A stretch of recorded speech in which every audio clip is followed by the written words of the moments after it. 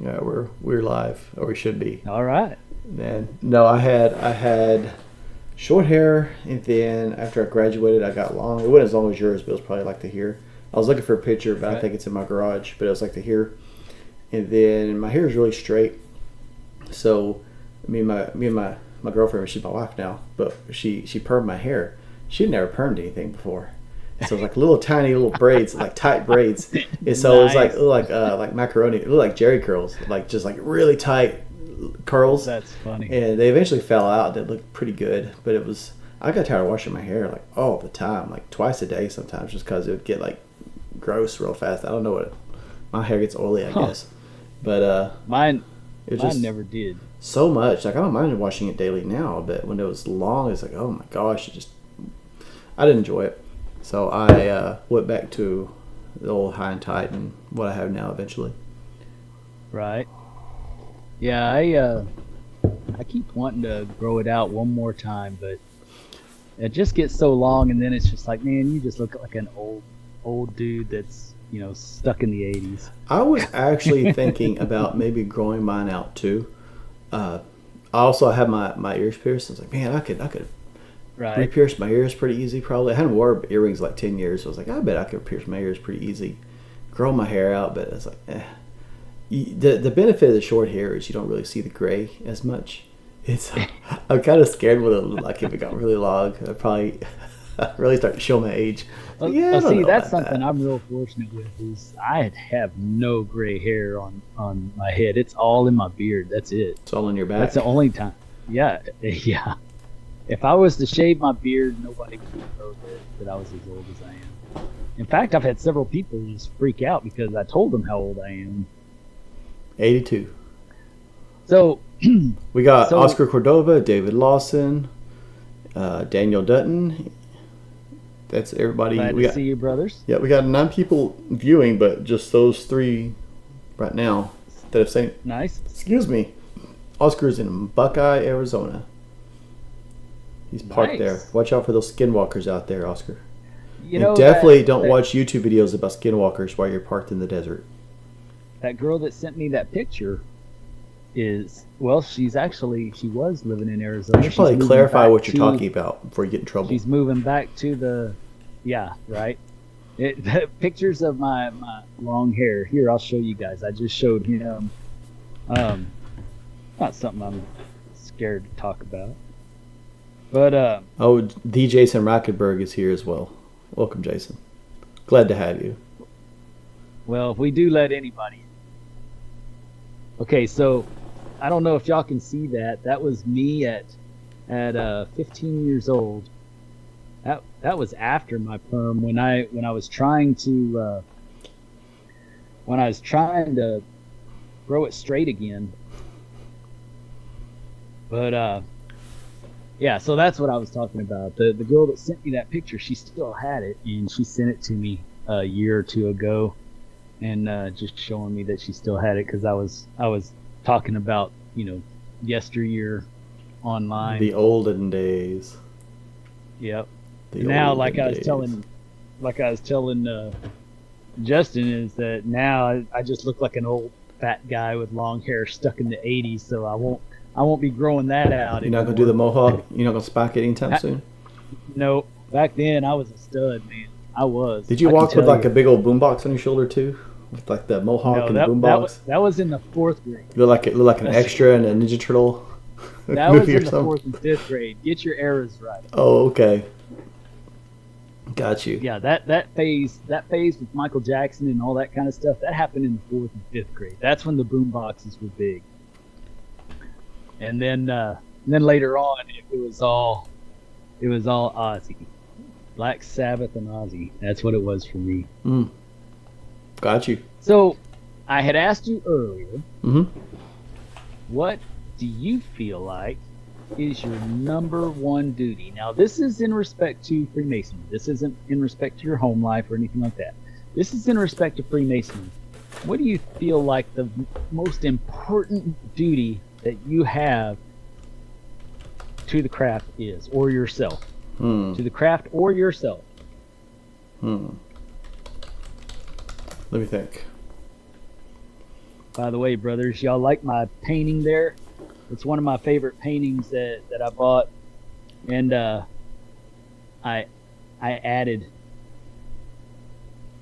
So I think my duty is the same as what it should be for any other Freemason. To crush your enemies, see them driven before you, and hear the lamentations of their women. Oh my God.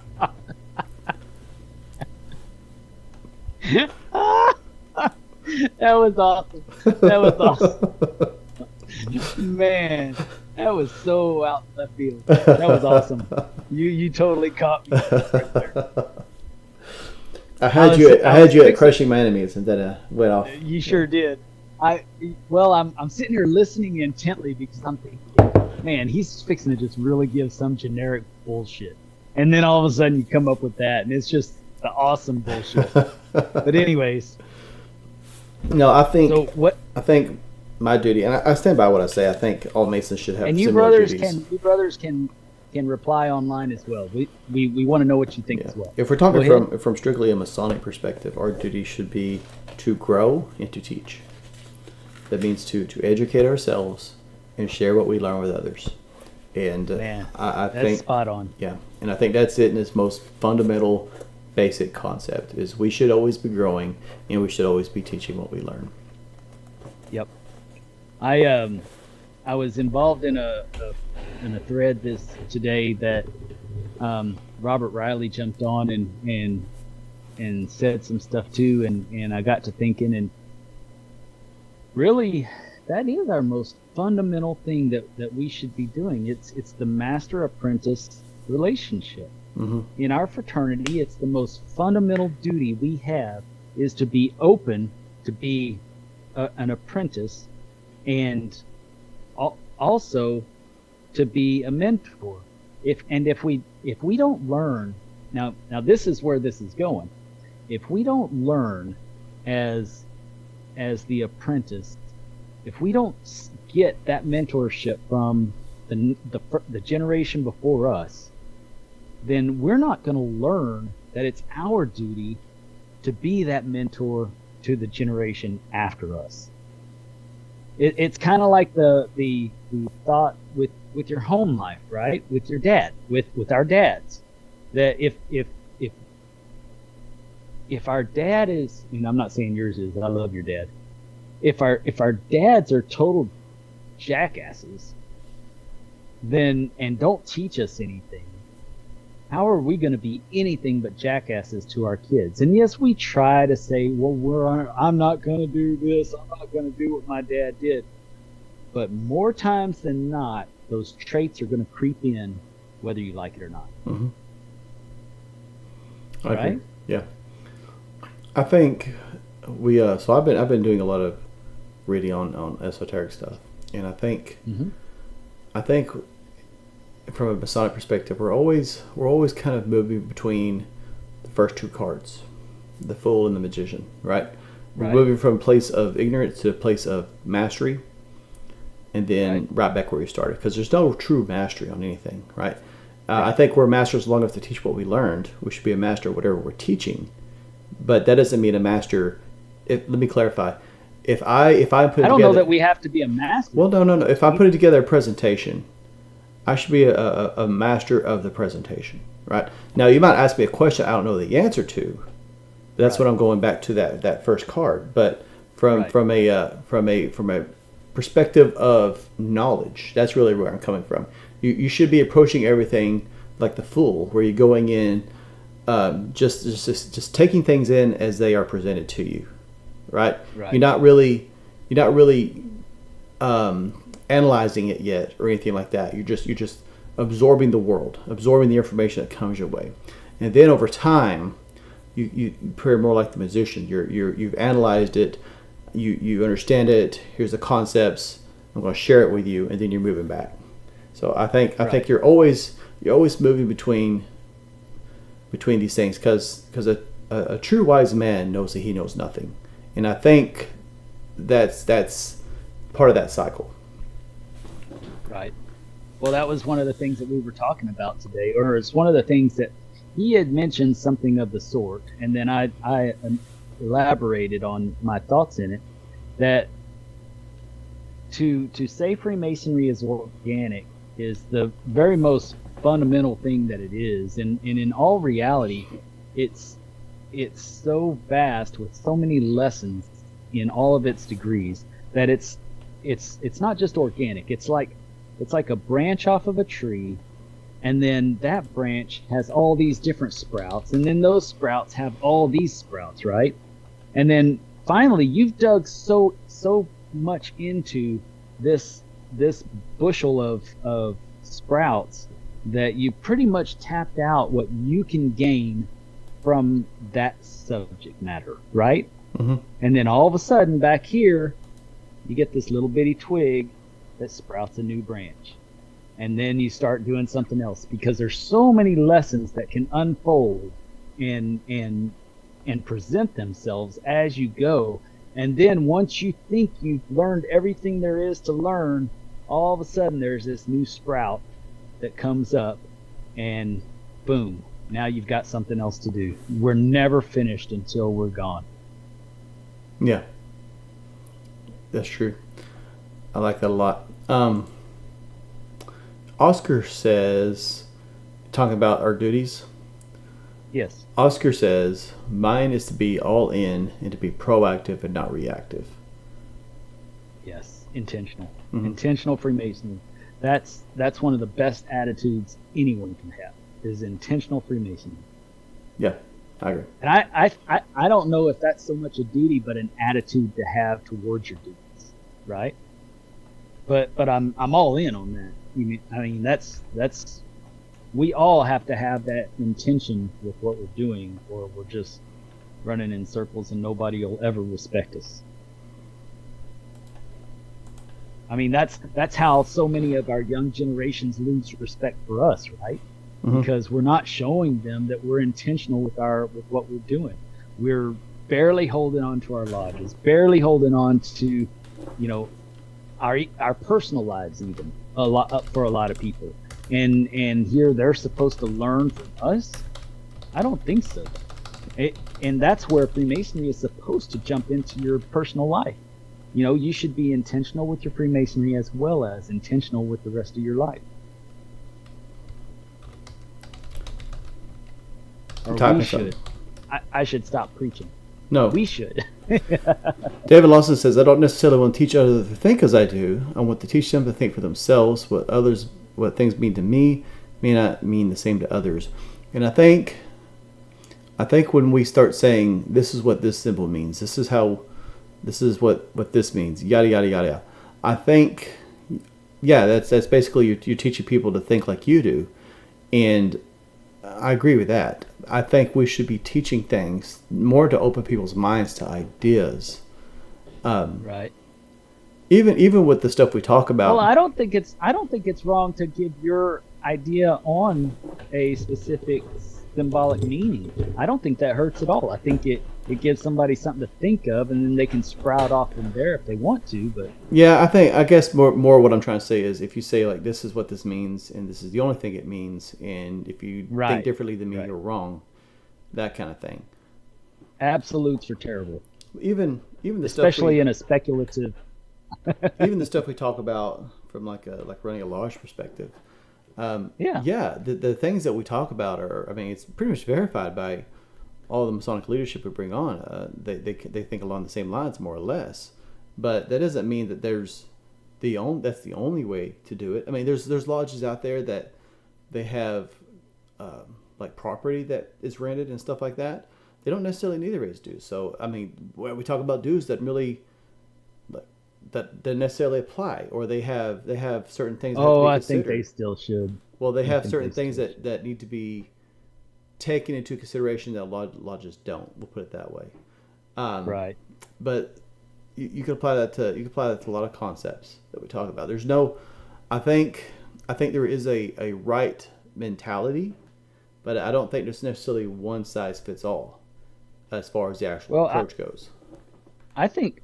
Well, and see, I disagree a little bit, to where I have, before I bought my first transmission shop, I went around in this group of shops, and I was that guy that looked at the areas where they were failing and what needed to be improved and how to do that.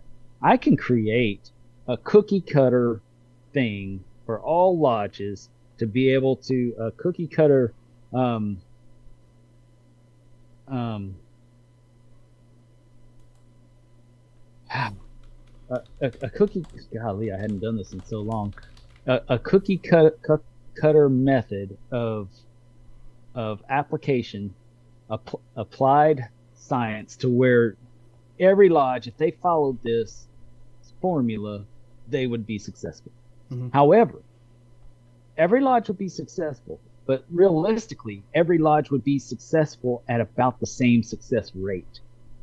So what's in my cookie cutter may hold this other lodge back from finding greatness, right? So this cookie cutter, it will get you there. It'll get you to be self-sufficient, to where you can afford your lodge, you can afford whatever you want to do, you can give freely, you can fellowship freely, all that stuff without worry. However, it may hold you to only being able to give so much, only being able to fellowship so much, without, allowing you to go to the next level. I think that when you're going to a failing lodge or a failing business, because these were failing shops that I would go to, you put the cookie cutter in place just to get them above water, right? And then at that point, you let them go, and you let them just do the thing. Say, stick with the basics, but expand on this if that's the culture of your lodge. Expand on this if that's the culture of your lodge. Find your greatness, but it starts with a cookie cutter, in my opinion. Yeah, I can see what you're talking about there. What about you, brothers? What other duties are there? It's been pretty quiet. Let's see. Besides Justin duty. Yeah, Devin McLean says everyone will have their own unique interpretation. By the way, I shared a link for the membership program. We have several non-members in the audience. If you want access to, we have some exclusive content out there. Also, if you want to be able to be invited to like the inner circle only conversations that we hold sometimes on Zoom, as well as the retreats that we're talking about doing next year, stuff like that. Well, and the dinner that we're going to have in Waco. And the dinner that we're going to have at Grand Lodge. This is a great way to get involved and plug into that, because Masonic Improvement is so much more than just what happens here on live stream or on right. YouTube in general. Right. So it definitely lets you plug in with us on a more personal level. And so I definitely suggest that if there's someone out there that... That's kind of where we can answer questions, and so can other members of the inner circle. They can answer questions on things that you may have going on in your lodge that you may have specific questions about. We do offer that kind of help to our inner circle members, and they help as well.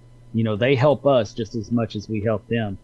Now, another thing as well, we're fixing on December 6th at 7 p.m. We're going to have the first annual town hall forum to meet the candidates that are making themselves available for Grand Secretary and Grand Junior Warden of our Grand Lodge of Texas. This is the first of its sort. It's going to be. How's it annual if it's the first one? It's the first annual because this sets precedent, and we'll always do it afterwards. Oh. I don't want to not do it again after we do this. Yeah. So now, if for our inner circle members, the ones who are actual paid subscribers through YouTube, they will all be able to watch it live with us as we're doing it. I'm not saying that they're going to be able to ask questions. However, they will be able to sit with us and watch it live. Whereas everybody else is going to have to wait until we edit it and put it online for the rest of the world to see. But that's one of the benefits that being an inner circle member is going to bring is that you'll have first access to that, and you can watch our brothers as we're having those conversations. And this is really going to be a cool event. It's going to be tasteful. It's only going to have a few appropriate questions that are necessary for us to understand who these brothers are and where they come from and why they stuff that's not on that resume, right? The one that we get with the resolutions. Yeah. It's not going to be that stuff. I expect that you have that in front of you beforehand because this is the other stuff to get to know these brothers and to know why they're making themselves available. So who has confirmed so far? I will say all but one of the Grand Junior Wardens has confirmed. I don't want to give out names because I don't want anybody to feel undue pressure. Someone that's running for the Grand South? Yes, for the Grand South, all but one have confirmed that they will be there. Wow. For the Grand Secretary, we have several that have. There's others that are trying to work it out in their schedule right now. So, and how many are running for the Grand South right now? 4? 5? I think it's 4. I think it's 4. So we got 3 that have confirmed. Maybe it's 5. Let me look real quick. It's so many, it's hard to keep track. I know, but that's a good thing, right? It won't take long to weed them out. Not with. By the way, while you look that up. Ahead. We are 63 subscribers away from 13,000. Wow. Tell your friends.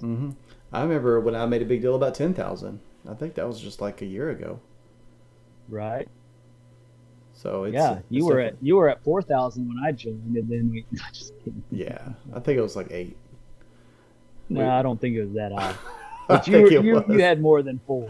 You had more than 4. Yeah. It wasn't that. Maybe 7. We'll say 7. Don't sprain your arm though. Yeah. Patting yourself on the back. But I've got a long reach. So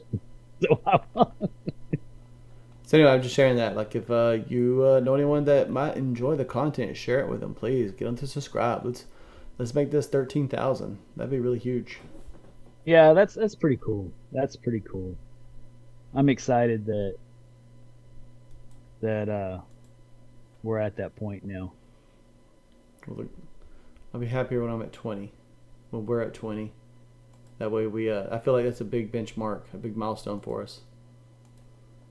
We have 5 people making themselves available for Grand Junior Warden, and we have 4 making themselves available for Grand Secretary. So how many? And there's also 2 that are for the Committee on Work, and 1 for the Library and Museum. However, there may be one that's going to be announced on the floor, or said on the floor. And then only 1 for the home and school board, which I don't think anybody will run against him because we all love him. Past Grandmaster Tommy Chapman. Yeah. But that's what we've got. That is going to actually be making themselves available for different positions. But there's 5 for the Grand Junior Warden, 4 for Grand Secretary, and and we're going to have a great town hall, and it's town hall style. So it's not a debate. I don't want anyone to misunderstand that. These are going to be questions specific that all they have to do is answer their question, tell their truth, and it's not even their truth about anything that's happened this year so much, but how we're going to go moving forward. That's what it's about. Where we're going forward, moving forward. That's good. Yeah, I think that'd be the best way to do it. Yep. So the reason why I brought up that idea of duty tonight is because of what I was speaking on earlier about, if we're not good mentors to the next generation's not going to know that it's important to be good mentors to the next generation. Mm-hmm. And so if we don't really focus in on that now, especially with the renaissance that we're going through, then it's our fault at that point, right? I fall back to what we talked about with my experience going through Scottish Rite, how they were intentional in trying to bring people on board and share opportunities. Like every time there was any kind of downtime or there was a transition period, that they would do that. And I think that's something we need to incorporate into our Blue Lodges, and we need to be intentional.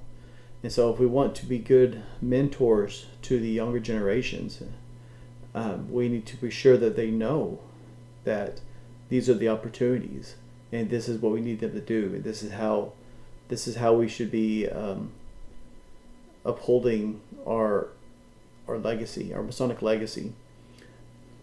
Right. Because that's what it's all about, is legacy, right? Yeah.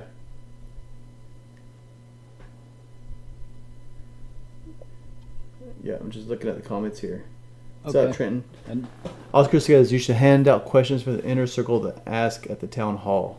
I think we're going to keep it like the inner circle will be there, but it's going to be pretty tight knit. Just viewing only. Yeah. And the reason for that is, I think a lot of us know that there was almost a live stream that didn't happen because there was concerns about things that were said, that might have been said, or questions that might have been asked. And so I think this is a great opportunity, and I don't want to betray any of that trust. And what I mean is that means the inner circle, if I'm understanding correctly based off what Dennis and I talked about, I mean they'll be observing, right? But we want to keep the conversation very straightforward with just a limited amount of people talking. That way they don't have to worry about someone throwing them a curveball live or anything like that. They can know that we're just going to ask what the questions are that we have sent them, and they can give their answers that they have had time to think about. And just so that you know, these questions aren't going to be given a month in advance. I mean, we've set the date a month in advance just to give them opportunity to adjust their schedule, but we're not sending them the questions until a couple of days in advance. And the reason why is because they should already be thinking about these things as going into this position. They should already have their answers to these questions going into this. But Justin's absolutely right. It's to be honest with you, it's very flattering that they actually trust us to do this. Mm-hmm. That these brothers actually trust us to do this for them, whereas they weren't so comfortable doing it at that last meeting that they were at. There were some of the people on the thing were opposed to doing it at that last forum, but that those same brothers are willing to do it with us. So that says a lot, and I don't want to hinder that trust at all.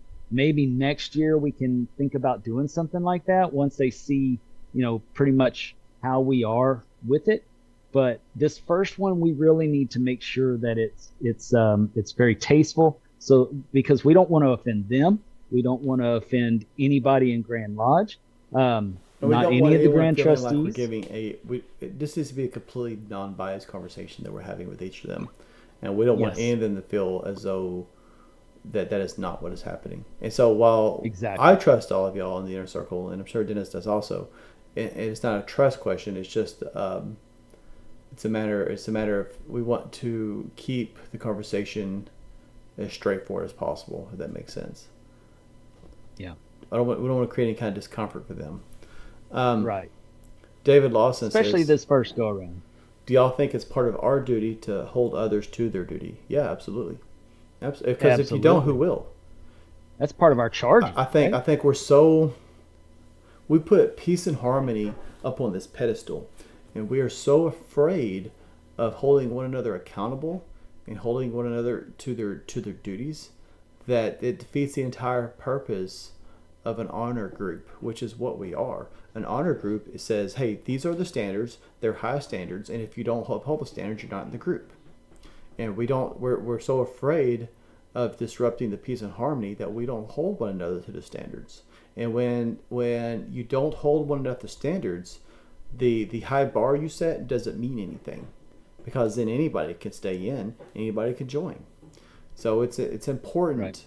that we hold one another to their duties. And yes, that makes people mad sometimes, and yes, that can create some disharmony. But if we are more intentional, everything starts with the West Gate, right? If we are more intentional about who we bring in, and understand that these people know what our lodge is about, what our fraternity is about, and what our expectations are from day one, by the time they sign that petition, they should know, and we should verify that they understand. This is what we're about. This is how we do things at this lodge. And if they're not okay with that, that's fine. But they're not really going to be good members, and they should not get a petition. They should not join that lodge.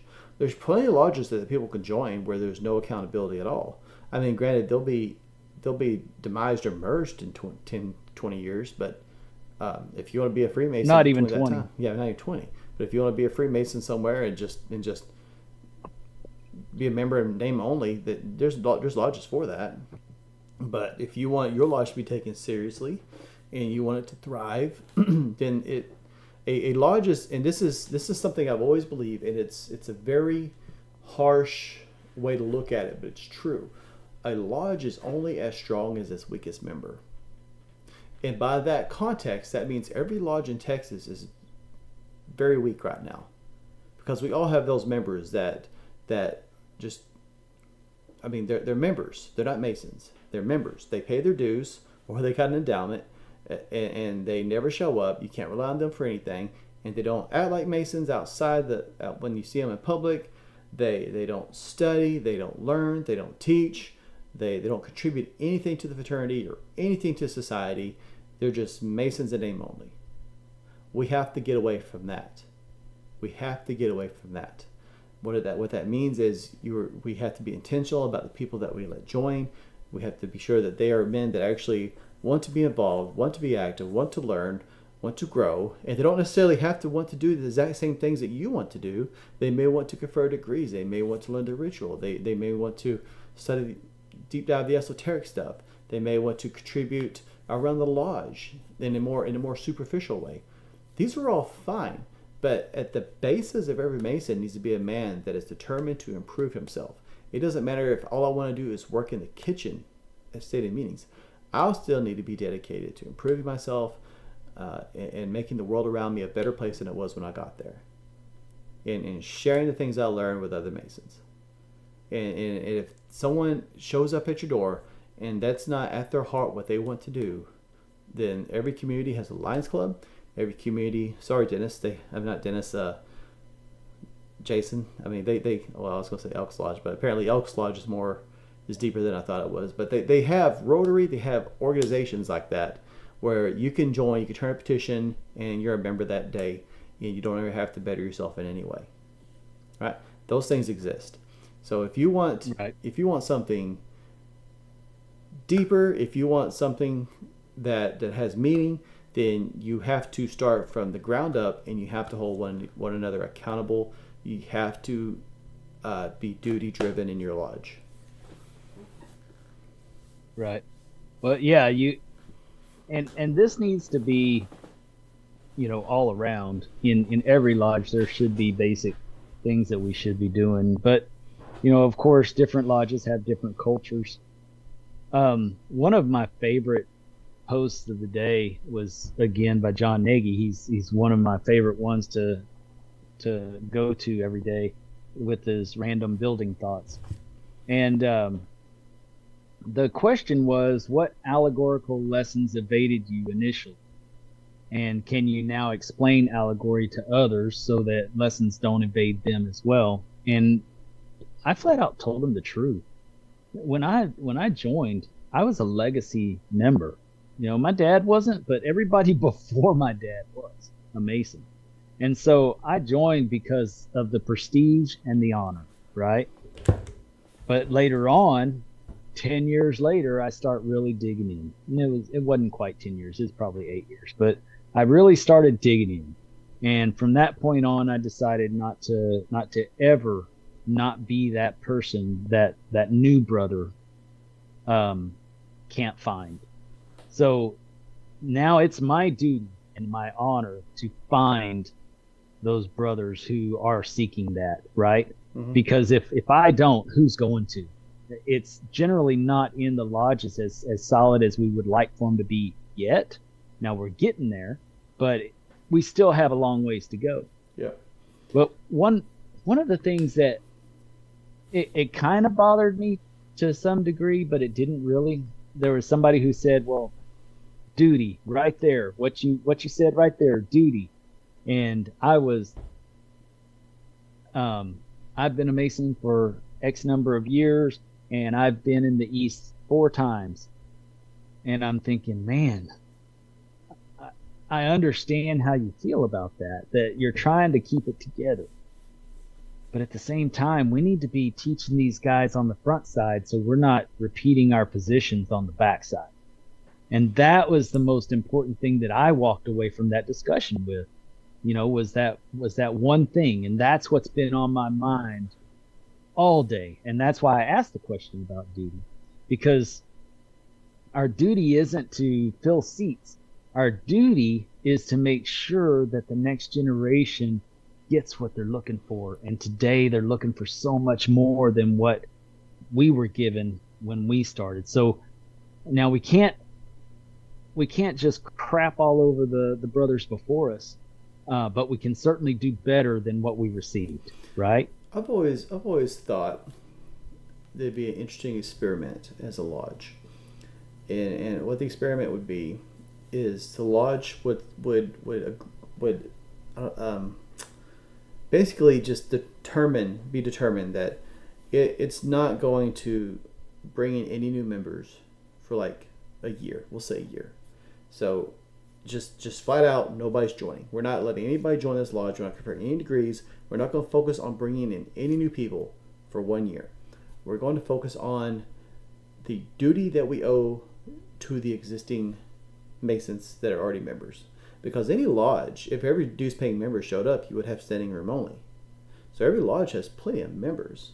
I think lodges focus on so much on the outside of their doors and getting people in that they forget to feed the people that are there.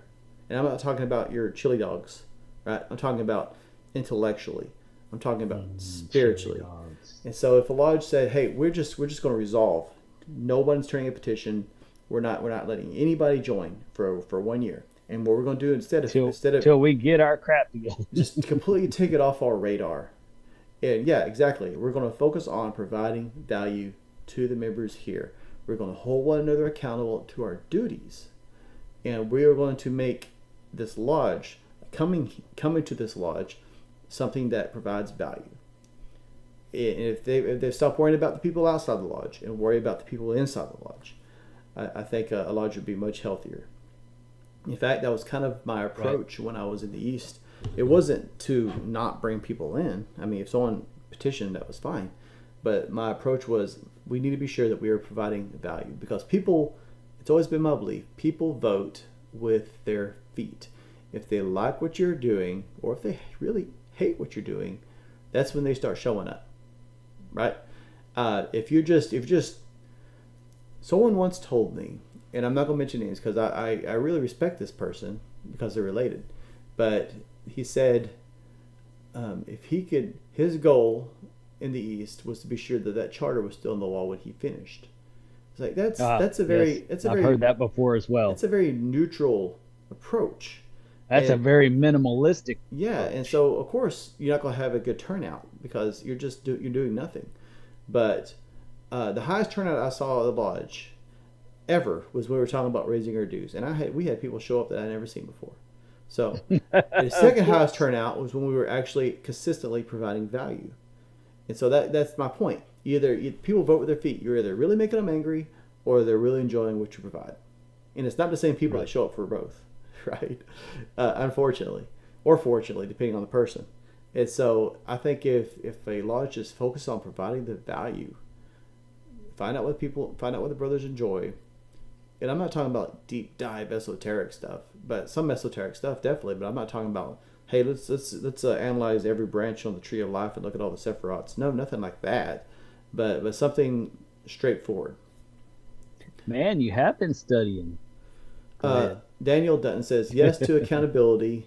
I read about the tree of life some time ago, but the whole, and we talked about this with Paul but it's Reyna. all brand new with you again. Well, when we were talking about with Paul Reyna, and I don't know if we talked about it in the show or it was our after show conversation that lasted longer than the show, but right. It's the Hebrew was a big hurdle for me because the Kabbalah is so deep rooted in the Jewish tradition. Like if you don't know Hebrew, it's kind of at least for me, it was kind of a barrier. But yeah, I've studied it before. But yeah, you're right. It does open new trains of thought. But anyway, Daniel Dutton says yes to accountability, first privately, then move forward. When done in the open and by surprise, it affects how it's received. If done in private, then it can be openly addressed. I agree. You should always approach them privately first. And I've not always been good about that, but I do agree that's probably the best way to do it. Jason says, speaking of letting anyone in, his son petitioned Guadalupe Lodge on Thursday. Congratulations, Jason. That's very good. Yeah, that's really cool. I'm excited for you. Your son's going to make a great Mason. Trey Mason says, I came in looking for a group of gentlemen and philosophers that delve deeper into the mysteries of life and beyond the mundane to provide applicable lessons of life. That's good. Yes. That's very good. And that's what. How long ago did you join? Can you let us know that real quick? I'd be interested to know. Yeah, it'd be, and I would say that because I think that's what I came looking for too. Something deeper, something mysterious, right? And I think that's also why I left for a while, because I wasn't finding that in any local lodges. There are lodges that provide that. But I'm very glad I went Scottish Rite. I wish Dennis had suggested it earlier, because I did. Right. I have been finding a lot of that in my Scottish Rite journey, and that's what's great is that I haven't really had to. In Blue Lodge, you have to look really hard to find these things, right? In Scottish Rite, it's right there. It's just right there. Yeah, for sure. Yeah, that's. Go ahead. He was raised in October. Well, congratulations, man. That's pretty fresh. Awesome, and that's exactly the point that I wanted to bring up. I had a feeling that was the case, because your generation, and I'm not talking about age here. I'm talking about Masonic Age. Your generation that's coming in the door right now, that's what we're seeing a lot more of is brothers that are coming in really looking for the deep end of the pool. They're not looking for the shallow end with the little water fountain for the kids to stand in and walk around in. They're looking for the deep end of the pool. And that's why it's very important that us brothers that have been around a while really start digging into what we know is important and are able to answer those questions for brothers like you. That's great. Yeah. You really did tap into what I was hoping to hear. That's great. Where was I? Jason says he asked if they were going to assign an investigation committee for his son's petition, but they says he's his son. There wasn't any need because they knew he was going to be awesome.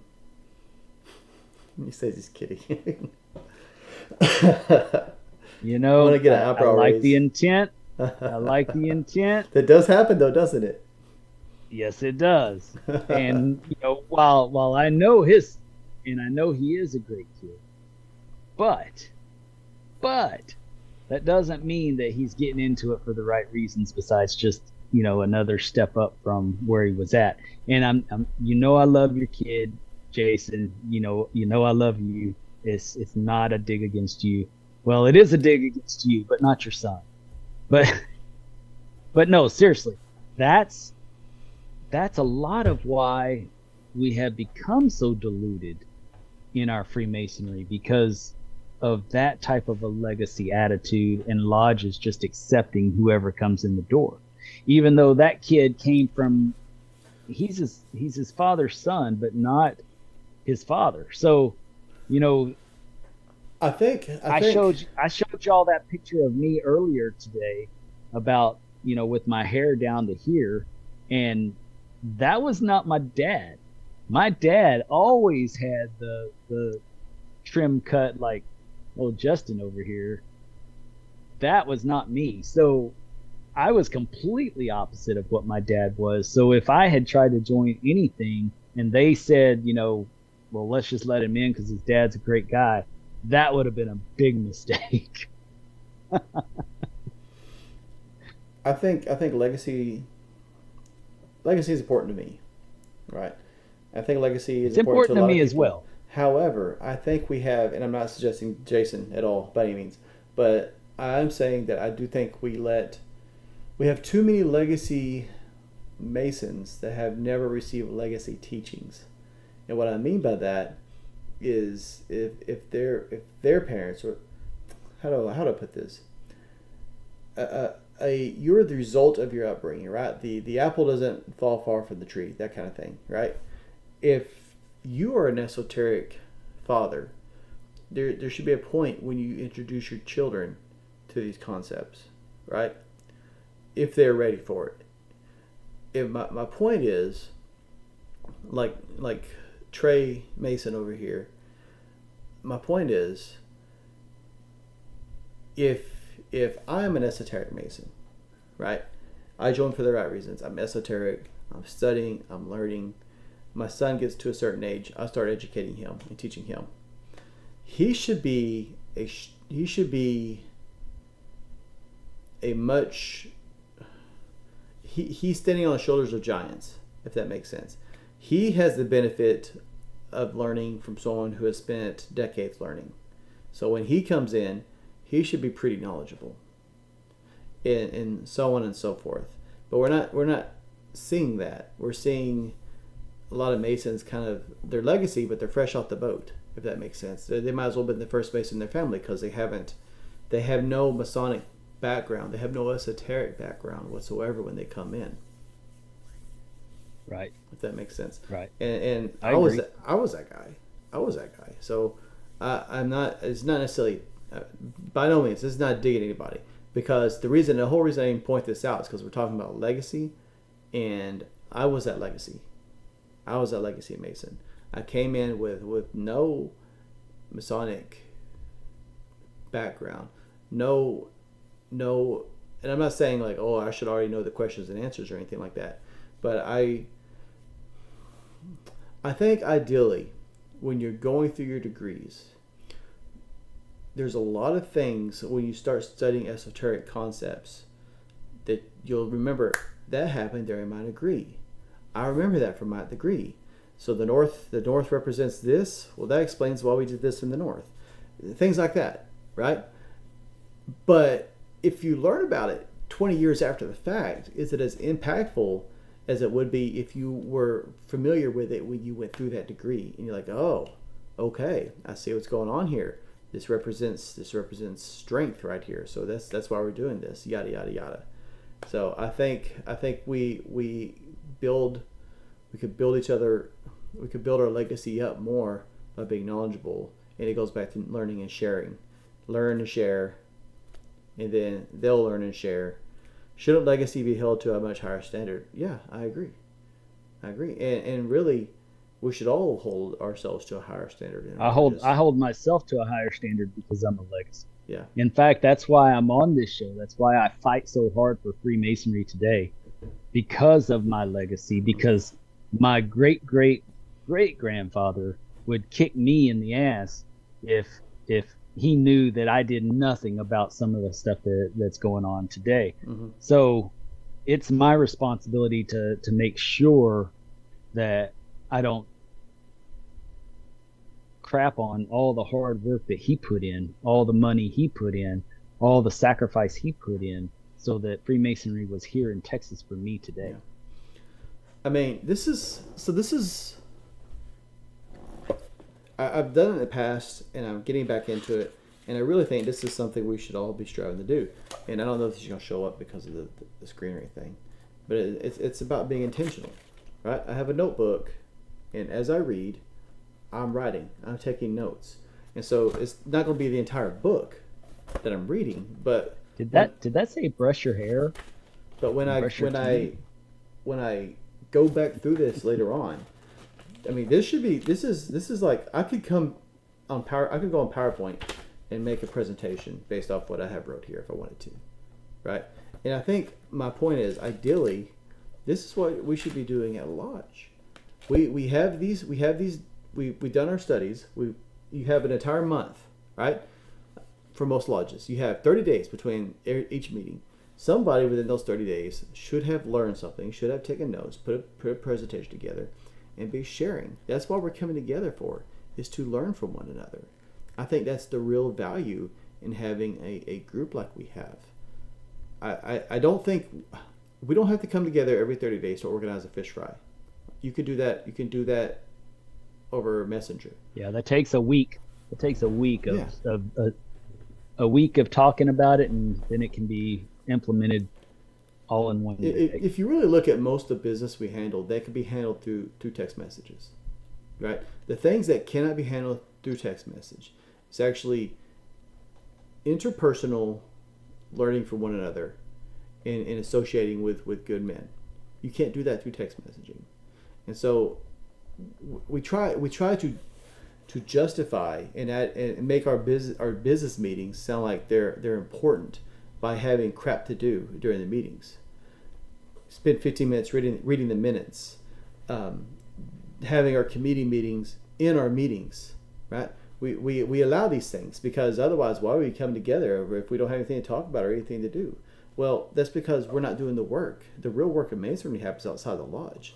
The real work of Masonry happens in the evenings and in the mornings, and when we have time to study, when we have time to learn, and we have time to grow, and then we come together and share what we've learned, and we leave better for it. That's one of the reasons why whenever I give a presentation, I often, tell the members of the lodge that, I'm very proud to be there to give a presentation. But ultimately, what I'd like to see is the lodges assigning presentations to their members, to their membership. It shouldn't be one person giving the lectures all the No. time. It shouldn't be, and let me separate this because I said lectures and I'm not talking about the lectures of the degrees. And even that shouldn't be the same person, but that's necessity, right? But the educational lectures that are given at the lodges should not be the same person all the time. No, It should be different members in the lodge until you go through your whole lodge membership. Your lodge should be forced to think outside of their own boxes and come up with something to present that they think other people are going to like, enjoy, and find educational information out of. Not just throwing something together or reading some short talk bulletin because that's the easiest way they can do it is working off somebody else's ideas. I think that That's a good place to start, but that's not the ultimate goal. A brother, when they're going through the degrees, yes, you should memorize the questions and answers. I also think they should give a presentation before they're allowed to advance. What did They you do learn? that in Mexico. How's it? Oh, do they? For all of them, all three? Yeah, we talked about that a couple of weekends ago when I was over in Mexico. We talked about that, about how their process is, and you guys would be floored if our brothers had to go through what they went through to become Masons. We would be at 10,000 right now. We would not be at 57,000 people in Texas. I can assure you. But it sounds much more tighter knit from what you told me. Oh yeah, It's much closer, and I like that. I like that. But Yeah. Dan, what was I gonna say? I lost my train of thought. Sorry. It's all right. Totally just out of my head completely. Oscar says it's easier said than done. Everything's easier said than done, right? And a lot of lodges just do what's easiest, and they're dying. So yeah, it's easier said than done. I agree, but it goes back to holding one another accountable to our duties. We have duties to one another as Masons, and I think our duty to one another. Oh, I know what we're talking about now. We were talking about the presentations and everything. Yeah, in EA. So hear me out, and this is not going to be a popular opinion. When I first joined, you could not sit in a stated meeting until you were a Master Mason, and I think the value of that, and the reason they went away with it was like, well, they're not talking about anything that's Master Mason only anyway, in most lodges. So why not just let everybody in?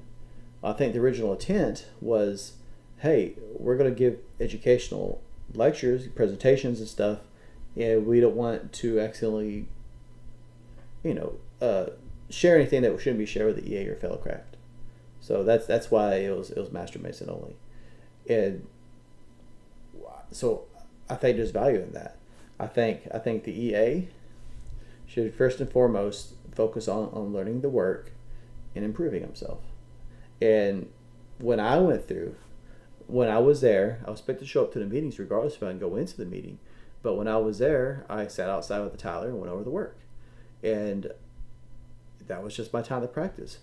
And I think ideally, from my perspective, this goes back to what we were talking about earlier, just because I think it's right. I mean, it's the only way. But I think the brother should be outside practicing. And then when he's ready to turn his work, he should have a presentation to present also, about how the degree has helped him, or how he's grown, or some esoteric concept that he's familiar with and wants to share, and that's fine. And then that way, because when I first went into a lodge, sat in a stated meeting, I was so underwhelmed by the business. I was expected presentations. I was expecting information. I was expecting light. I wanted to learn, and that did not happen. So I think that's what we should be providing. I think Master Mason's Lodge, that's where the light is, right? We keep. Well, I don't want to go too deep into that, but it should be there. David Lawson says that's all the light that the lodge can bestow, right? So in fact, when I'm giving presentations and lectures, I always tell the lodge I would prefer to do it in Master Mason as in a Master Mason's Lodge. Mm-hmm. I don't want to be held back from what I can present, because I'm held back from somebody who doesn't really need to be hearing what I'm talking about anyways. Yeah, I agree. David Lawson says, this is part of why I want our lodge to go from 2 stated meetings a month to 1, and keep the other night as education or family night or study group or whatever the lodge wants to do. I'll be completely frank with you, David. I agree with that. I don't disagree, but really, does a lodge even need to meet monthly? Well, you're right with that as far as the business. As far as the business, I'm not suggesting don't meet, but yeah, just hear me out. I mean, you could change your bylaws, say, hey, we're gonna have a stated meeting every other month. We still meet every month. My favorite lodges are quarterly. They're what? My favorite lodges are quarterly. Quarterly, yeah. And we get through the business quick, and then we get on to a great meal and education. And because lodges, and this goes back to what I was saying earlier, where lodges just, it's almost like we come up with crap just to justify the fact that we're meeting, when most stuff can be decided at other places.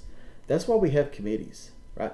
I promise, if you met quarterly, so you only had 4 times a year to meet, when you met, you would only talk about the stuff that was important, and you would know what you wanted to do already. You'd have to rely on your committees. They would actually have to do their job. Yeah, you actually have to communicate in between meetings. Yes. And to be clear, I'm not suggesting you don't meet as a lodge. You still meet. You still come to the lodge. You can still have, I'm thinking to my York education. Rat. I'm thinking to my York Rat, right? Because we meet quarterly in my York Rat. We still meet every month, but we have dinner, we have education, we have some kind of program. If we need to practice as a lodge, we'll go practice as a lodge. It gives us freedom to do things, right? But when we have our business meeting, 45 minutes is taken care of. We talk about the things we need to talk about, and then we go on with our day. And so, I'm not suggesting it's a one-size-fits-all, because that would not necessarily work for every lodge. But I don't think most lodges need 2 times a month. And I don't think most lodges need to meet every month. And I think if you start freeing up that time, it gives you opportunities to do other things with your lodge. It gives you more flexibility in your lodge to have those presentations, those conversations. You can still have a called meeting if you want to do it in the formality of a lodge. You can still have a called meeting, say it's a Master Mason's called meeting, and have your presentation that way, if that's really how you want to do it, or something like that. But you have that flexibility that you didn't otherwise have. I like it better. I like it better the way that David was talking about it, having it on the books. But you have to change your bylaws to do that. So you have to change it to where the first meeting of the month would be your business, and then the second meeting of the month would be education. But I like that. Yeah. I like having 2 meetings a month, and here's why. Now, it's not very applicable to me because I'm traveling around so much, but here's why I like it. In a lot of your rural areas, you don't have your Scottish Rite close by. You don't have your York Rite close by. And that gives your Blue Lodge a great opportunity to really take deep dives into these topics that you might learn in the Scottish Rite or York Rite that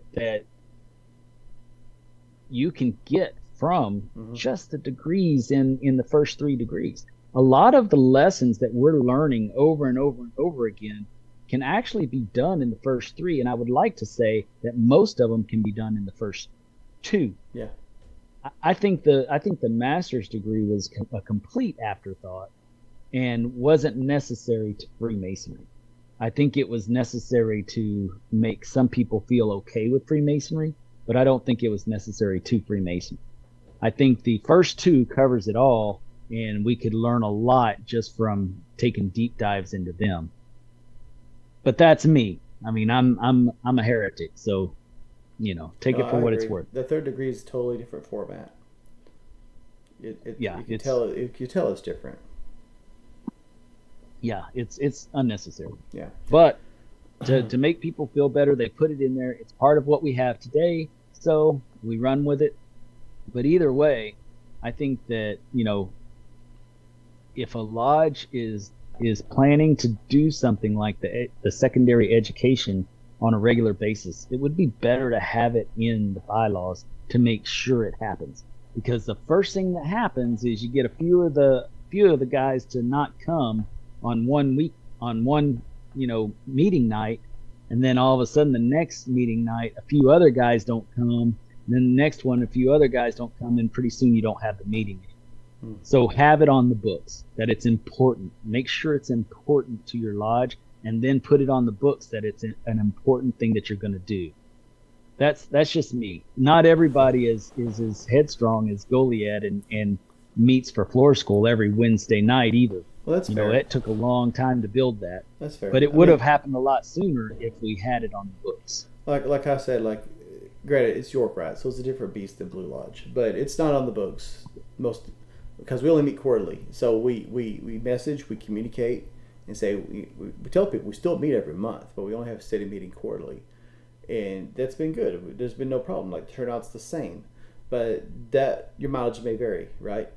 And like we said, just because it works for us, or just because we think it's a good idea at our lodge, doesn't necessarily mean it's a fit for you. And I'm not opposed. Like, if not that it matters, but I'm not opposed. Like, if you want to do one meeting that's just business, and then the second meeting say, okay, this is when we line up our speakers. This is when we come to give our talks. We don't cover anything we don't have to cover, right? It's just for educational purposes and a good meal. Yeah, I mean, if that is what works best for your lodge, then do it. Don't avoid doing something that would be successful or healthy for your lodge just because someone said it would be a bad idea. Right. And that's another good point. Anytime you meet, have a meal. Talk about an attendance builder.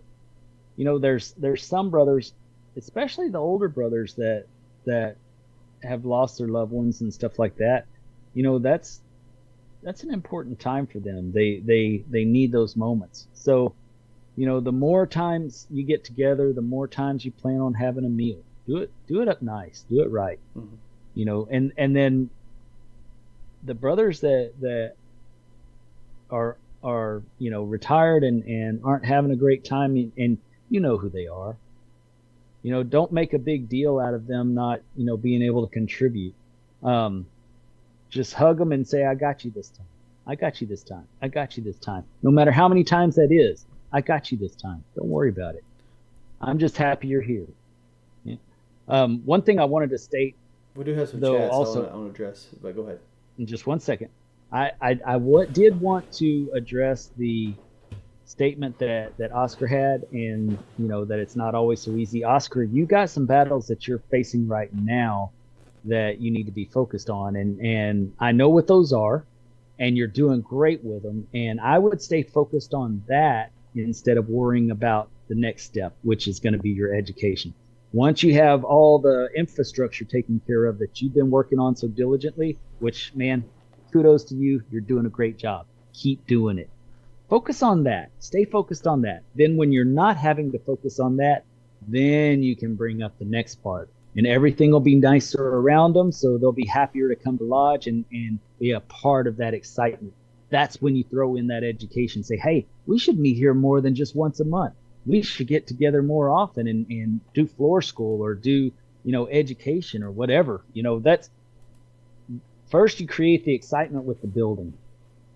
Anytime you get a new pastor, the first thing they want to do is build something because it makes excitement within the church, right? Yep. So you build a new children's wing or you build a new this because you're saying we're going to have kids. We're going to celebrate kids because that's the strength of the church. Well, it's the same thing with lodges, man. You fix up one or two rooms, you fix up the paint outside, or put a new roof on the building. Man, people get excited. That's when you coast in on that excitement and ride that wave as far as you can ride it, buddy. Go ahead. Trey Mason says, in a lodge of mostly past masters, how does one promote education without it seeming like wasting time? Not saying it is, but it has that what could I say they don't already know feel to it. I was told frequently that if you want to see it, you should be prepared to do it, and it seems like that'd be a tough ball to get rolling. And Oscar says that is the $1 million question. I think you're getting in your own head, and what I mean by that is you're assuming because they're past masters that they are knowledgeable. And here's why I say that. That's a big mistake. You said you joined because you were looking for, I don't remember your exact wordage, but you're looking for something deep and mysterious, esoteric, something along those lines. You're assuming that they joined for that same reason. And probably not. They probably did not. To be frank with you, and I'm not trying to disillusion you by any means, because what you're looking for, like Dennis has said, this is the direction Freemasonry is going, but it's not where it has been in the past. So if they're not interested, it's not because they already know it, but it's because that's not what they joined for. And so it depends. Every lodge is different. You have to know your audience. So I can't give you like a one size fits all solution to that. But I'll say this: you have to start somewhere, right? And you might start off with some very basic stuff. Again, there's no reason you couldn't dive into, say, for example, I assume your jurisdiction has a monitor of some sort. Dive into that. Find stuff in the monitor. Dig a little deep, not too deep. Create a 15-minute presentation and share it. Most people have not read their monitors, right? And so I'm an educator, Trey, and I say that because I think you're pretty new to the channel. I'm an educator. When you're introducing a new concept, especially a hard concept, you have to do it kind of in degrees, right? You have to do like a few days just covering some basic fundamental concepts. And then a few days later, you'll dig into something, hey, let's take what we learned and apply it to this. And then you'll get to like the real meat of what you're trying to teach, like the hard concepts, that is. And that's when everything gets applied to it. And so you can't just jump in and say, okay, we're going to jump into I don't know, the fundamentals of astrology, right? Something like that. You have to say, hey, let's dive into the beehive and the meanings of that and how we can apply that to our lives, things like that. Because they probably have not. We're getting in our own head, assuming because they're past masters and they're ancient, that they have probably read the monitor. They could probably quote it to you front and back from memory. And that's not the case. Most of their monitors probably still have saran wrap on them.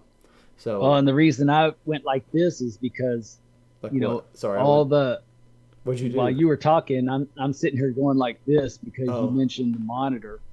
Because that's one of the things I hate to hear the most is somebody say, "Oh, it's all right there in the monitor. You just read that monitor, you're going to get it." Well, they say that, not right there in the monitor. But they haven't read it. Right. They say it's in the monitor, for them, but they haven't read it. They for just some know it's lodges, in there somewhere. Right. For some lodges, it might be a good place to start. Yeah. I sat back and thought about it a second. For some lodges, that might be a good place to start to where people will accept what you're doing. But ultimately, I would look further into dissecting the lectures of Freemasonry. Yeah. In the different degrees. If you're familiar with those, and I would start with the EA. I would start, dissecting the EA lectures. You could do a full year, 2 years on just the EA lecture. If you piece it out and do a small paper on each one of the things that you go through in the EA degree, you could seriously fill up 2 years of stuff. Mm-hmm. Another thing, if your lodge isn't able to give you the depth that you're looking for, there are other options. First and foremost, you might find out if anybody is interested in forming a book club. There's Masonic authors all over the place. In fact, if you reach out to me on our page and on our messenger, mm-hmm. and I will help you get in touch with my Scottish Rite. If you're a Master Mason in good standing, then we allow you to come in on our book club, which is right now we're doing the Secret Teachings of All Ages with Manly P. Hall. Mm-hmm. I think we're on chapter 16 or 17 right now. But, you can jump in, and that's a Zoom meeting that we do every month. And every month we cover a chapter. And so that's an option. And there's others that do that as well. But I would recommend you try to get that started in your book. But you can come on our Zoom and not your book, your lodge. But you can come on our Zoom and kind of get the idea of how these things are formatted and how they truck along pretty nicely to where it's beneficial for all that come on the meeting. Mm-hmm. And then that way you can recreate that in your own home lodge setting. And there's other lodges around the state that do the same thing. They all have book clubs to teach their members. Most of your most successful lodges do that, especially up in Dallas and Fort Worth. They have their own book clubs that keep the brothers active and digging in, and they make it to where you don't have to go to the appendant bodies to get your light. Yep. They make it to where you get everything you need right there in their lodge. And we've made videos before with our favorite books and our suggested books and things like that. So if you're not sure where to start with books, let's say you just want to do it yourself and you want to start in your lodge, you don't really want to do Zooms or anything, then check those videos out. Or if you're just looking for ideas in general on things to read, because we have put out content on both Dennis and my favorite books. Yeah, and we're going to have John Nagy on the show pretty soon. And in fact, this next week we have a different, for all you inner circle guys out there, brothers out there, guys, brothers, we have John Nagy coming on pretty soon. But next week, or this week, this Wednesday, we have an interview with Roberto Sanchez. And he has been all over the world, digging into Freemasonry. What Grand Lodge are you? I'm curious. Why are you interrupting me? Sorry. So, anyways, Inner Circle brothers, and friends and brothers, we have Roberto Sanchez this Wednesday. We're going to interview him, and that's something that you can sit in on and listen to firsthand while we're doing it. We're going to do the interview process, but if we have time at the end, then we'll, invite questions. It just depends on the time and what he's got going on. But that's this Wednesday. We'll be doing that. And then Brother John Nagy will be coming on soon, and he's got several excellent books. And Chuck Dunning is coming on soon, and he's got several excellent books. It's out there, and we know the people that can get it to you, and give you some really good education on Freemasonry. Thank you, Trey. He's in Georgia. Grand Lodge of Georgia. Georgia. Nice. Georgia. Because if I don't ask the question as soon as it's in my brain, I will forget it by the time I have an opportunity. So I have to ask quickly. I apologize. I didn't mean to interrupt you. Trey, if I can verify your membership in Georgia, then I am happy to have you jump in on our Zoom. Cool. But Brother John Nagy, he's right down there in Florida, real close to you, and he puts out a thing called building random building thoughts every day, and there's some really good content you can get just by reading his stuff and listening to his different interviews on YouTube as well. Mm-hmm. Nagy. It was one of the big reasons I came back to the fraternity was his content. It was a time when there wasn't a lot of content out there, and he was putting stuff out. He had some good videos and things, and I mean, I absorbed that like crazy. I soaked it up, and I went back very enthusiastic to my lodge. He'll also, for all you brothers that'll be in Waco this January, he's also coming to Waco in January. He'll be at the pop-up shop. Which I'll have stuff there as well, but I'll have a volunteer that'll be there selling stuff because I will be in Grand Lodge most of the time dealing with business. But John Nagy is coming over from Florida, and we'll have his books, and we'll be signing his books. I think we ought to try and make an opportunity to have some type of an interview with him there as well. Maybe an after show or something, kind of just sit down and talk with him. Mm-hmm. But he'll be there for you, brother. So that's pretty exciting. Yeah, that would be good. It'd be nice to meet him in person. Well, excuse me. It's almost 10 till 10:30, right? So let's do our final thoughts. Because I know we get long-winded. Go right ahead. By all means. Please do. I want to share this, actually. I'll go ahead. I want to share this. We talked a lot about esoterics this evening and sharing things that we've learned. So I'm just going to throw this out there with no real comment, but just for your interpretation. I form the light and create darkness. I make peace and create evil. I, the Lord, do these things.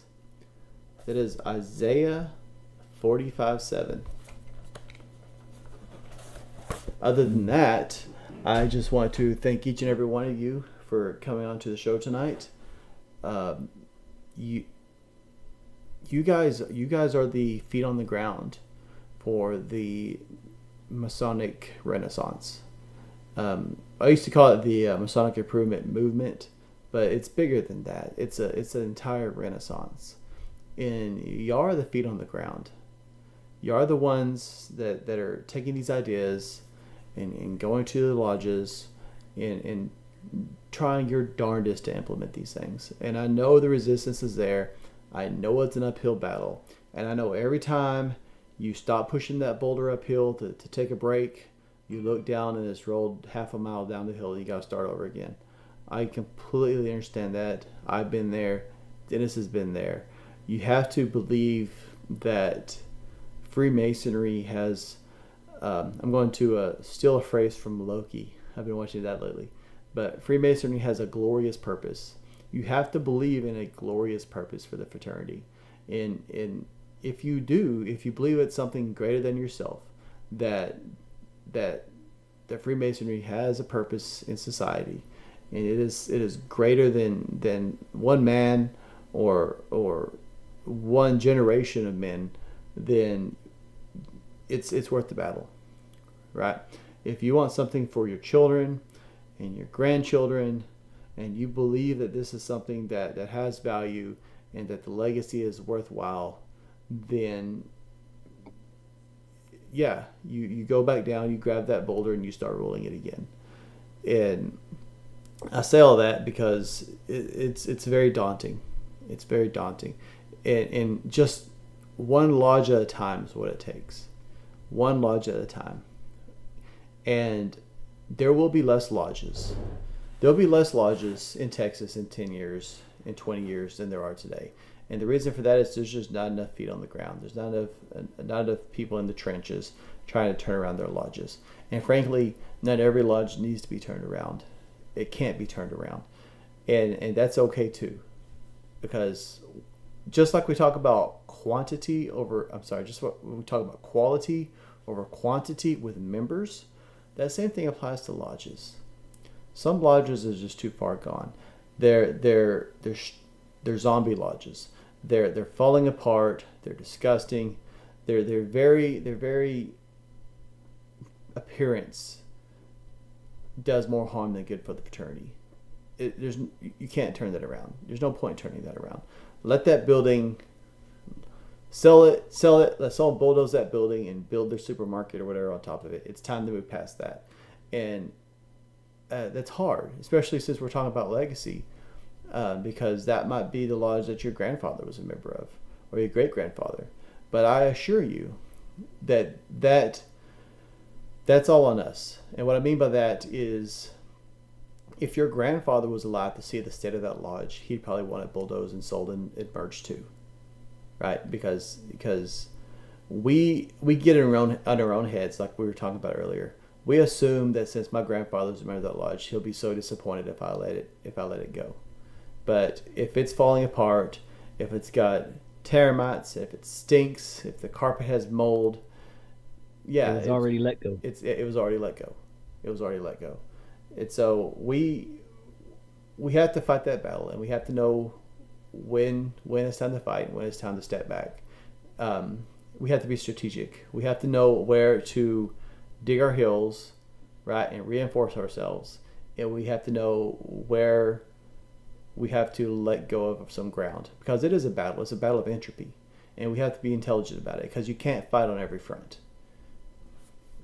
That's my final thought. Okay. So today I'm sitting here with my little girl watching the Star Wars movies. Sunday is movie day for us at our house.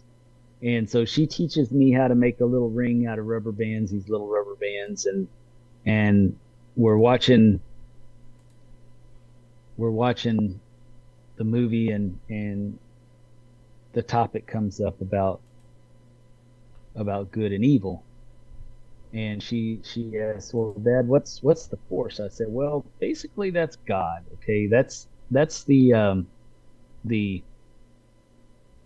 positive energy of God, because there's the force, and then there's the dark side." So we actually had that conversation of, she says, well, Dad, isn't that so?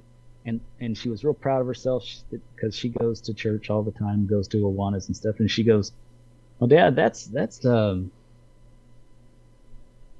I said, "God made both things." And she said, "Yeah, Dad, that, he made the devil, and that the devil was originally an angel that was good, and he was a fallen angel and became bad." And I said, "Well, yeah, so that's a story, and it teaches us that God makes all things." And that was pointed out with what Justin just read in Isaiah, that all things good and bad come from God, because He is the maker, He's the creator, right?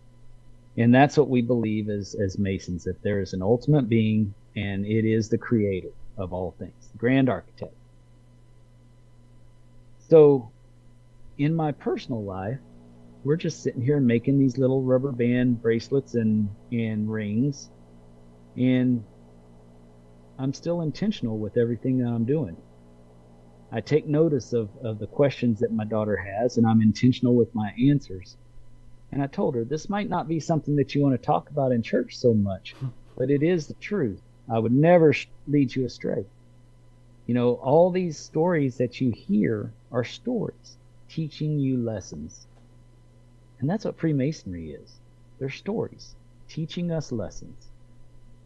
And if we don't take those lessons seriously, how are we going to become the better men and Masons that we're supposed to be? How are we going to have those discussions with our little girl when she's just sitting there making bracelets and rings with you, and all of a sudden something pops up, a question like that pops up? How are you going to be the best dad that you can be if you're not taking those things seriously? So as we spoke about tonight, be intentional, be focused, and I have to say, from the bottom of my heart, be an optimist. You have to be an optimist. Our legacy depends on it. There's so many things that are against us that we have to be okay and good in our mind and spirit to be able to do better. And it's not things that God has put into place. God put free will into place. We are our own worst enemies. We are the ones that cause the conflict in our worlds. We have to overcome these conflicts ourselves. We have to step up and do it. We can't wait for the next guy to do it. We can't wait for God to do it, because we are God's perfect will in our free will. So it's up to us to make that decision and make that determination that we have to step up and be intentional with our Freemasonry, be intentional with our faith, be intentional with our lives, so that we have more to offer than the ones that came before us. Good or bad. We just got to do better, right? It's not just about being a better man. It's about being better than what we had before us. We have to build upon what was there before us. That's our job. We're builders, and that's our job. We're creators on earth. You are the boots on the ground, just like Justin was saying. It is your job to do it. If you need help doing it, reach out to us. We love you. We're here for you. That's why we're here. That's why we're doing what we're doing, is because we know that Justin and I both have lived it. We live in little islands with our lodges sometimes, and we get stuck in a groove, and we're going with what seems like the groove of a big 10-inch record player, a big 10-inch record, just following that groove, and it just seems like we're never going to get to that next song. We know, we've been on those islands, and we can help you find another place to take your intentional Freemasonry, take your good works and your positive will, your optimism. We can help you. That's what we're here for. And if we can't do it personally, we know the people who can. We have friends and brothers all over the world that listen to this show, that write to us and talk to us on a regular basis. And we're happy to help if we can. We can't recommend you to become a Mason in a certain area or anything, but we can certainly tell you what you have to do that. So that's kind of my final thought. Be intentional in everything. Even the little things, be intentional. I like it. It's good.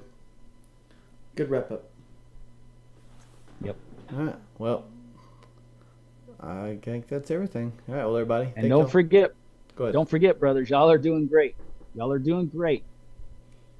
I know you are. I talk to you guys, and I know y'all are doing great. Mm-hmm. So keep it up. Keep it up. Between the points. Yep. Y'all take care. Thanks for hopping on tonight.